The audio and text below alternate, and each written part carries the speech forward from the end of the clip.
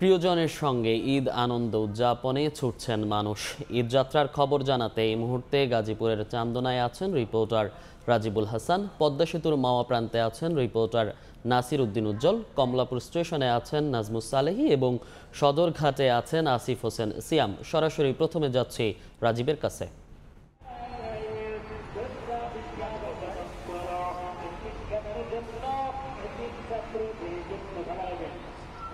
ঈদযাত্রায় যারা বেরিয়েছে তাদের দুর্ভোগ কিন্তু বাড়তে শুরু করেছে। মানুষের যে ঢল, এর আগেও আপনাদেরকে বলেছিলাম যে স্বজনদের সঙ্গে ঈদের আনন্দ ভাগাভাগি করতে মানুষ আসলে যেভাবে ছুটছেন গ্রামের পথে, সেই ছুটা কিন্তু এখন ঢলে পরিণত হয়েছে এবং সেই ঢল থেকে পরিবহন সংকট এবং যানজট তৈরি হয়েছে।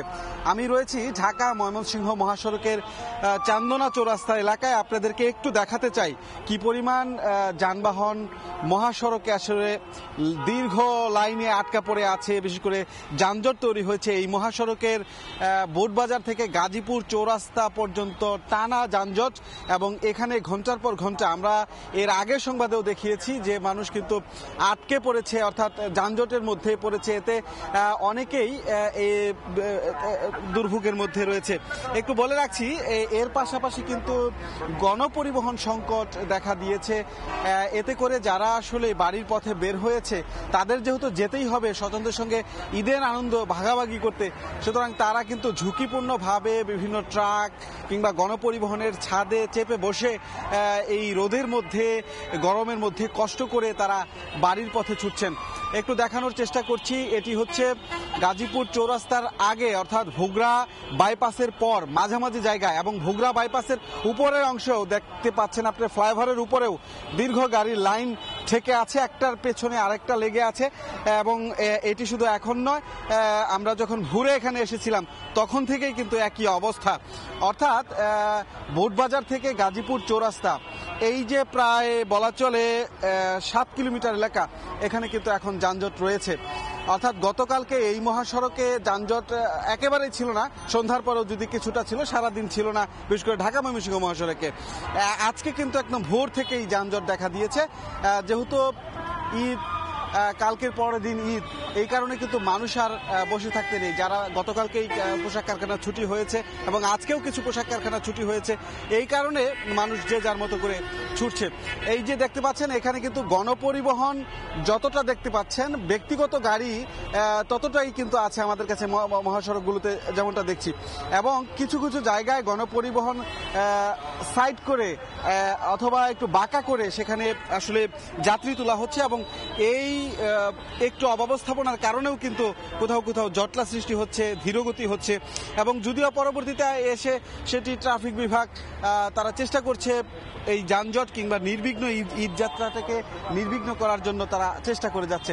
আবারও একটু আমাদের সহকর্মীর মাধ্যমে দেখানোর চেষ্টা করছি, এই যে এখানে দেখতে পাচ্ছেন যে গণপরিবহন এবং গণপরিবহনের পিছনে ব্যক্তিগত গাড়ি প্রচুর পরিমাণে, এবং এই ব্যক্তিগত গাড়ি কিন্তু যে মহাসড়কের আশপাশের যে লিঙ্ক রুটগুলো রয়েছে, সেই লিঙ্ক রুটগুলো থেকে যখন একটি লিঙ্ক রুট দিয়ে একাধিক প্রাইভেট কার কিংবা ব্যক্তিগত গাড়ি প্রবেশ করে, তখন কিন্তু এই যে গণপরিবহনগুলো ঢাকা থেকে ছেড়ে আসছিল অথবা দূরপাল্লার যেসব যানবাহন, সেই সকল যানবাহন ওই গাড়িগুলোর কারণে কোনো কোনো সময় আসলে ধীরগতি সৃষ্টি হয়ে যায়। এবং একটা গাড়ি আসলে ধীরগতি হলে আমরা দেখতে পাচ্ছি যে পেছনে কিন্তু অনেক যানজট লেগে যায়।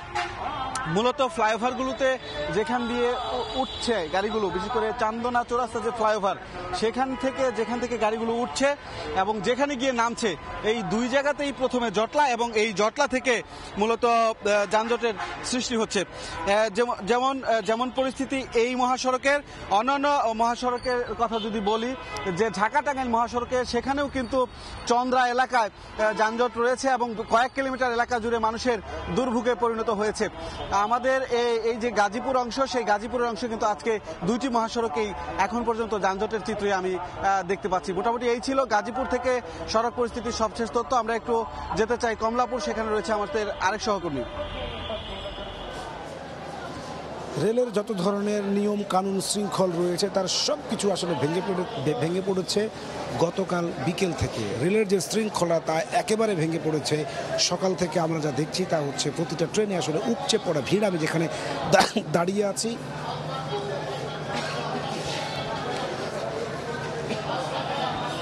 কমলাপুর রেল স্টেশনের 1 নম্বর প্ল্যাটফর্মে ছেড়ে যাওয়ার অপেক্ষায় রয়েছে মহুয়া কমিউটার। এটি যাবে মোহনগঞ্জে।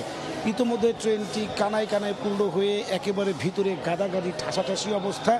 গরমের ভ্যাপসা গরমে আসলে যাত্রীদের মধ্যে যেই অস্বস্তিকর পরিবেশ তৈরি হয়েছে, এর মধ্যে আবার ছাদের উপরে কিন্তু আমরা অসংখ্য যাত্রী দেখছি এবং এই যাত্রীর চাপ কিন্তু এখন রয়েছে, মানে এখনও ওই ট্রেনের যাত্রীরা আসতেই আছে, অর্থাৎ এই ট্রেনটি ওভার করে ছাদেও হয়তো বা জায়গা হবে না অনেকের, এমন একটি পরিস্থিতি দাঁড়িয়েছে।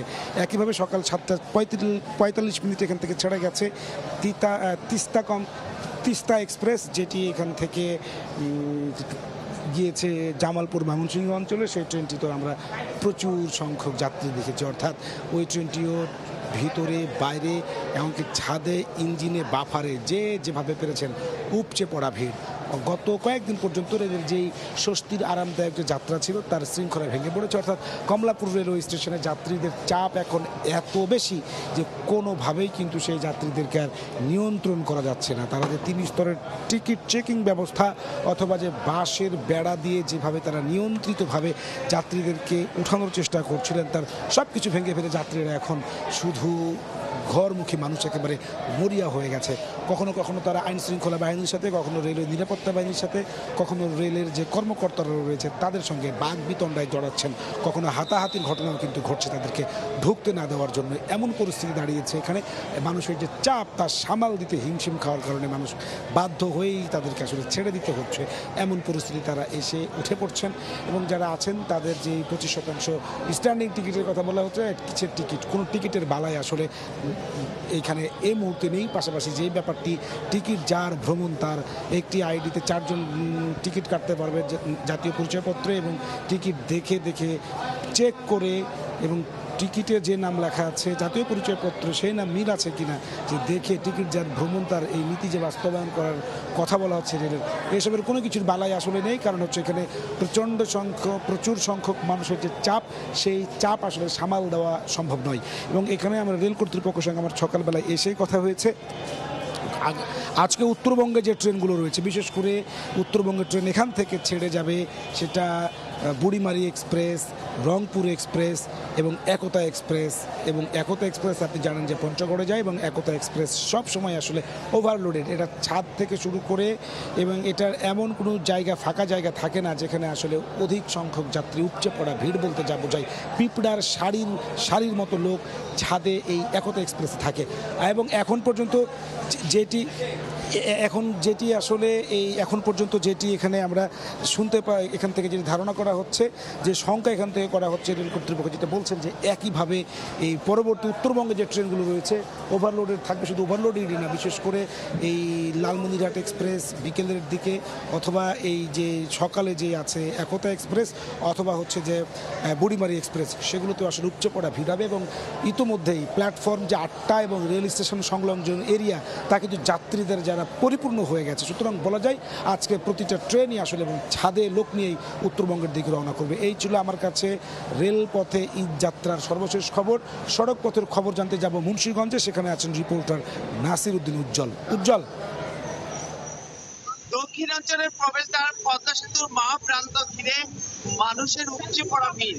ঈদে ঘরমুখো মানুষ বাড়ি পানে যাওয়ার জন্য কিন্তু ভোর থেকে এই লম্বা লাইনে দাঁড়িয়ে আছে। এখানকার যে 8টি টোল প্লাজার বুথ রয়েছে, সেই বুথ কিন্তু খুবই উঠতে পারছে না। সেখানে মোটর বাইকের জন্য একটি বুথ করা হয়েছে, আরেকটি বাড়িয়ে 2টি বুথ করা হয়েছে। তার মধ্যে দেখছেন লম্বা লাইন, হাজার হাজার বাইক এভাবে দাঁড়িয়ে আছে, বাইক সাইডে করে। পাশাপাশি বাকি 6টি বুথ দিয়ে যে বাস, ট্রাক, মাইক্রো, প্রাইভেট কার, নানা রকম যানবাহন পারাপার করছে, সেখানে কিন্তু লম্বা লাইন। এবং পদ্মা সেতু কর্তৃপক্ষ বলছেন যে গেল 24 ঘন্টায় তাদের কিন্তু টোল আদায় 3 কোটি ছাড়িয়ে গেছে। এখন পরিস্থিতি আরো কিন্তু ব্যাপকভাবে চাপ লেগেছে। একই অবস্থা কিন্তু বঙ্গবন্ধু এক্সপ্রেস ওয়েতে, এবং বঙ্গবন্ধু এক্সপ্রেসে ওয়ে যে ধলেশ্বরী টোল প্লাজা রয়েছে, সেখানে কিন্তু 12টি বুথ দিয়ে টোল আদায় করা হচ্ছে। সেখানেও লম্বা লাইন এবং বাড়ি যেতে কিন্তু এত ঝুঁকি ঝামেলার পরেও কিন্তু মানুষ উৎসব মুখর। তারা বলছেন যে পদ্মা সেতুর কারণে তারা খুব দ্রুত সময়ের মধ্যে গন্তব্যে যেতে পারছেন। তবে হাজার হাজার মানুষের যে চাপ এই ঢলের কারণে তাদের কিছুটা চ্যালেঞ্জ তৈরি হয়েছে। তারপরেও কিন্তু আনন্দের কমতি নেই যে দীর্ঘদিন পরে বাড়িতে যাবেন, পরিবার পরিজনের সঙ্গে ঈদ করবেন, সেই আনন্দে কিন্তু আটখানা। এবং আপনারা দেখছেন বাইকে কিন্তু অনেকে পরিবার নিয়ে ছুটছে। তারা বলছেন যে এই তারা টিকিট না পেয়ে ট্রেন এবং বাসের টিকিট না পেয়ে কিন্তু তারা এইভাবে মোটর বাইকে চলছেন। এবং পদ্মা সেতুতে এবার কিন্তু সড়ক পথের পাশাপাশি প্রথমবারের মতো ট্রেন পথ চালু হয়েছে। সেই ট্রেনে করেও কিন্তু হাজার হাজার মানুষ বাড়ি পাড়ে যাচ্ছে। তো এই ছিল আমার কাছে ঈদে ঘরমুখ মানুষের সবশেষ। ঈদযাত্রার সবশেষ খবর জানতে সরাসরি যুক্ত ছিলাম মুন্সিগঞ্জে, এর আগে কমলাপুর রেল স্টেশন এবং এর আগে গাজীপুরে।